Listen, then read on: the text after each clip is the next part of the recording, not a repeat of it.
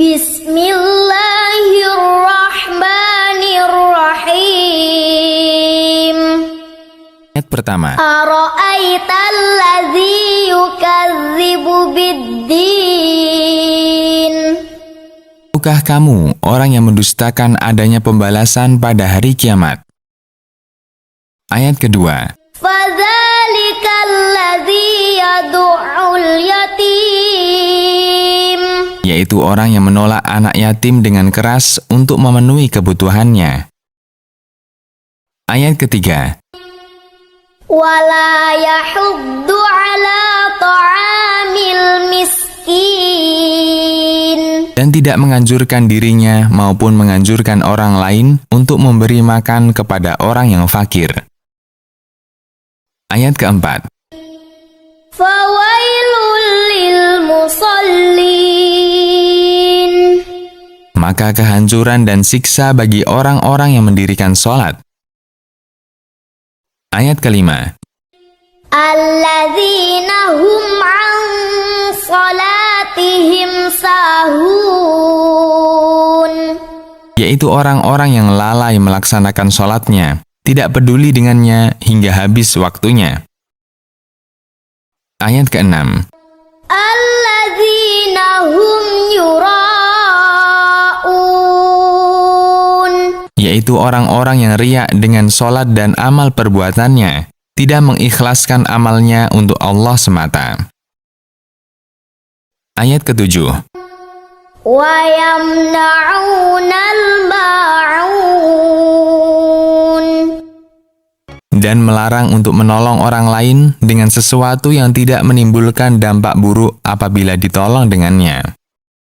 Mari perhatikan Quran Surat Al-Ma'un berikut ini.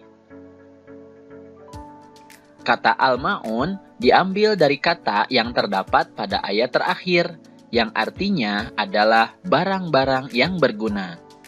Surat Al-Ma'un adalah surat ke-107 dalam urutan Al-Quran. Surat Al-Ma'un terdiri dari 7 ayat.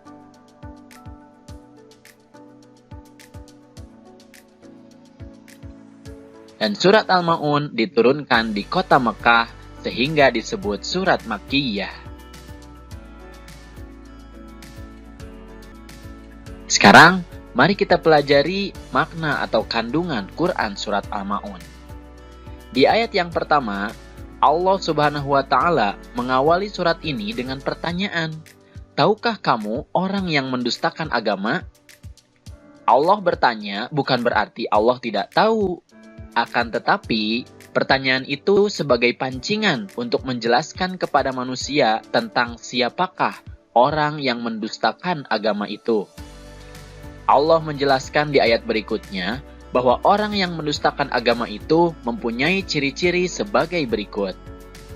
Di ayat yang kedua, Allah menjelaskan bahwa orang yang mendustakan agama adalah orang yang menghardik anak yatim. Menghardik maksudnya adalah membentak atau menyakiti fisik maupun perasaannya. Misalnya, mengatakan kepada mereka, "Hei anak yatim!" Sehingga perasaan mereka tersakiti. Dalam makna yang lain, menghardik artinya adalah membenci dengan sangat. Kemudian di ayat ketiga, Allah menjelaskan bahwa ciri orang yang mendustakan agama yang kedua adalah orang yang tidak menganjurkan memberi makan orang miskin. Artinya, makanannya dilahap sendiri saja. Dia tidak memikirkan nasib orang miskin yang tidak memiliki harta.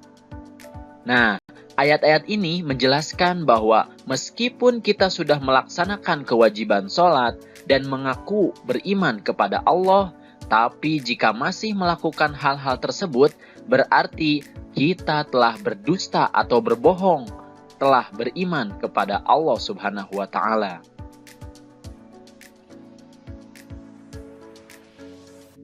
Lalu di ayat keempat, Allah Subhanahu wa Ta'ala berfirman, "Maka kecelakaanlah bagi orang-orang yang sholat." Ini bermakna bahwa orang-orang yang sholat tidak serta-merta akan selamat di akhirat kelak. Orang yang sholat akan celaka jika melakukan beberapa hal berikut. Di ayat kelima, Allah berfirman bahwa orang yang celaka adalah orang yang lalai dalam sholatnya. Lalai di sini maknanya luas. Bisa lalai dalam segi waktu, artinya menunda-nunda waktu sholat.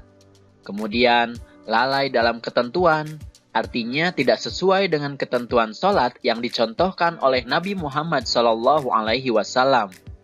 Dan lalai dalam kehusyuan, artinya sholatnya tidak sungguh-sungguh untuk merenungi makna dari bacaan-bacaan sholat.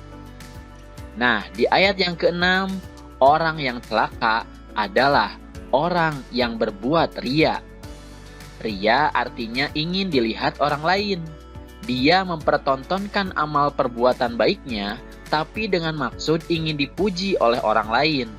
Tentu saja ini akan celaka, karena dia beramal tapi tidak mendapatkan pahalanya. Kemudian di ayat yang ke-7 disebutkan bahwa orang yang celaka adalah orang yang enggan menolong dengan barang berguna. Artinya, dia tidak mau memberikan bantuan atau pertolongan kepada orang lain, bahkan menghalang-halangi orang lain untuk memberikan pertolongan. Inilah ciri orang yang mendustakan agama seperti yang disampaikan di awal-awal surat. Dan tentu saja, orang-orang yang mendustakan agama pasti akan celaka. Lalu, apa saja hikmah yang dapat diambil dari Quran Surat Al-Ma'un?